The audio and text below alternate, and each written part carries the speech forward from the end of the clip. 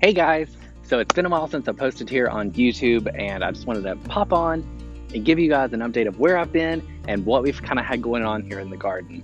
So, where have I been? The last several months, and this is a twofold question or response, but the last several months, William and I have completely transformed our backyard. So I've been putting all my time and attention into making sure that our backyard space was focused here in this garden so our wedding could be a success. In 2020, we were supposed to have gotten married. We canceled everything for everyone's safety, scrapped all the plans, and decided to have the wedding here at home in our backyard. So in the process, we've created all of this. So all of this is new beds that are surrounding the greenhouse.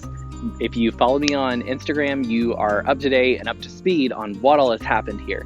But if you've not, then that's completely fine. I'm gonna fill you in now.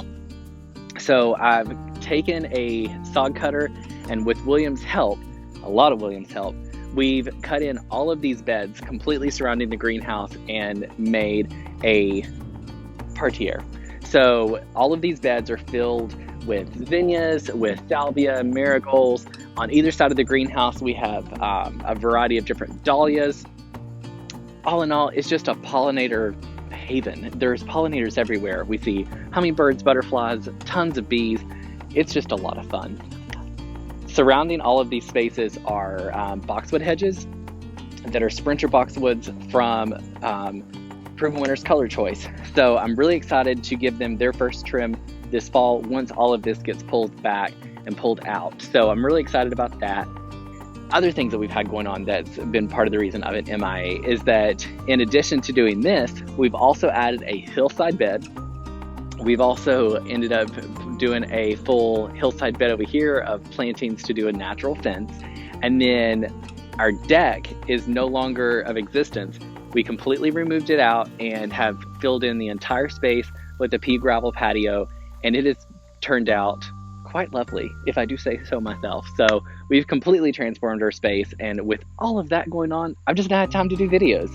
I know that you're probably thinking, well, I would have liked to have seen that, but I work a full-time job and I'm trying to do all this, so it's just a lot to keep up with because I'm doing this completely solo as far as all the social media stuff, as far as posting and editing and that kind of stuff. And in combination with work and gardening, it's a lot. So with all of that being said, I will give you guys a garden tour later. Right now, I'm going to take you into the greenhouse and show you a couple of myrtles that I propagated last year. And they're about 12 inches tall now, so I'm going to upgrade them from the pots they're in to new pots that I just received, and I'm really excited about that. So let's go into the greenhouse and let's take a look around in there, and I'll show you guys what I'm going to be working on. Okay, so we're here in the greenhouse, and what I've got here with me are two different myrtles. So I've got a variegated myrtle, and I have just a regular green myrtle. And this is what you're going to see most of the time. This is one that I was able to come across as just a little, I call them seedlings, but like a little start, and it was probably like that tall, maybe 3, max 4 inches tall. And I've been able to train it into this over the last couple of months. This one, well, actually both, really need a trim, but I'm not going to focus my attention on that today. So I did receive these pots. These are fun little pots that I received as a gift. These came from Sweet Pea Knoxville. These are beautiful little pots. So these pots are just slightly larger than what I have this in. Now, this one is technically already in the pot, but this myrtle was in a beautiful little, what I like to say, like a tulip style pot that was really narrow at the base, and it like fluted out. It was beautiful. It was one of my favorite pots. I found it at a thrift store, and I knocked it off the table the other day and I broke the pot. And in a hurry, as I was going in, because it was dark and I was going to bed, I took the little myrtle and I plopped it into this little pot. So there's not dirt in the bottom, so I need to pull it out and get that resituated. This one here, it's going to be a nice little improvement because this is actually really, really tight. So it's not going to be a huge improvement on there as far as like the depth or anything, but it is quite a bit wider than what it's currently in. So before we get going, what I'm going to do is actually pull this first one out. I'm not going to remove the staking that's on there. I've got it held on with some hair clips. If you've followed me for any length of time, you'll know that I use little hair clips to support the topiary against against its support. So we're just going to give a nice little tug here, and there we go. So you can see that this one has some roots. It's not super root bound, but you can see that it's got some openness in here, and we don't want that because that's going to dry this topiary out. So we're going to just set it here in that little dish, and I've just got some dirt mixed up here, some regular potting soil. So for this, if you're upgrading your girls, as I call them, if you're upgrading them, just use whatever you're comfortable with. This was purchased at like Lowe's or Home Depot, so not a big deal. And I don't know what is growing in this. It's some type of weed, but I think it's cute. It looks like a little fern. I think it's adorable. And it's been growing along the base, and I'll show you that in just a little bit. But I filled in the bottom with some dirt there. And this little pot this little myrtle topiary has the sweetest little patch of moss that's growing on the base there. So this one is all potted up, ready to go. I did fill in the bottom with just a little tiny scoop of dirt, so that way it doesn't have an air pocket in the bottom where it would dry out. Sometimes people say stick a coffee filter in the bottom or a piece of a broken pot or something like that to keep dirt from coming out the bottom, but I'm not super concerned. I can see the dirt here. It's going to be fine. Now I will take just a little bit of the potting soil I have here, and I'm just going to pack it in around the edge because I do have a little bit of the roots showing, and I just want to give them a little bit of protection.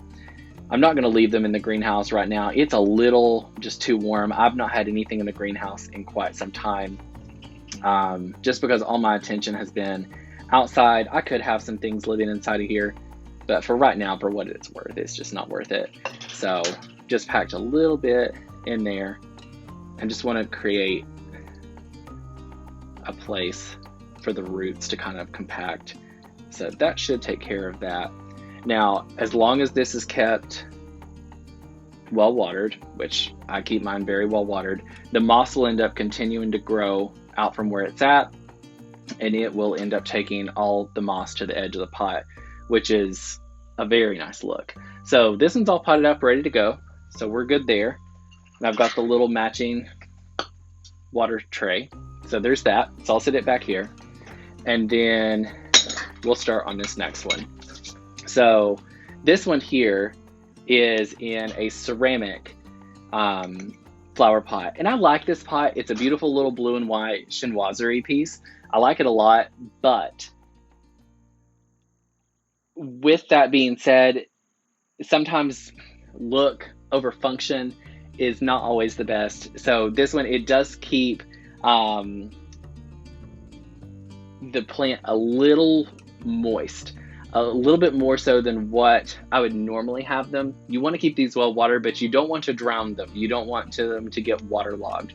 So this one, I know it's going to come out. It's going to be really soppy wet, and you're going to hear some rocks falling because I do have the rocks on the bottom. So yes, this is really wet, but it is somewhat root bound, and it's got everything held together there. So it does have some air pockets around the edge of that. Whenever I planted this, I did not get everything compacted in there well enough. So it is what it is. So we will get this one into here. Now the same thing, you can see how this is kind of rounded off on the bottom, and it's not going to completely fill up the base of this. It's going to have another air pocket. So we're going to get a little bit more potting soil and pack the bottom because we want to avoid those air pockets that are going to dry this out, especially over winter, because I will have all the girls into the greenhouse and we don't want to have an air pocket that's going to dry everything out. So we're going to compact this in here. And this one, I've got some rocks on the top, some just little pea gravel that I picked up. It was just a bag pea gravel from Lowe's, I think, but it's also got a patch of moss that has come up volunteer on its own. Now, it's very rare that I add moss to my topiaries, but if it comes up on its own, then that's what was intended, and I will let that moss do its thing. So I'm gonna leave the gravel in there for right now, and I will go back in later and top that off. So the gravel is something I picked up from Linda Botter. Linda puts gravel on her topiaries as a preventative to keep squirrels out. I do it because I think it looks cute, and it's also like a moisture control. So when it is nice and hot out, it does keep the moisture inside. So girl number 2 potted up. So this is a single plant.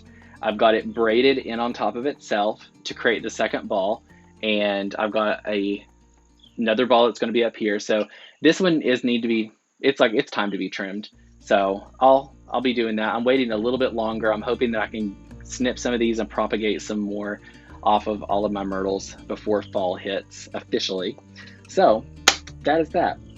I'm just going to be cleaning all of this up and going inside for dinner.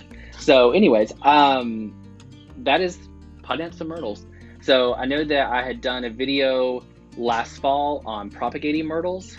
Drop a comment below and let me know whether it's something you tried, whether you had success with it, whether it was a big fail and all of them died, whatever. Sometimes you win some, you lose some. It's just part of it. So anyways, drop a comment below. Let me know how that worked for you.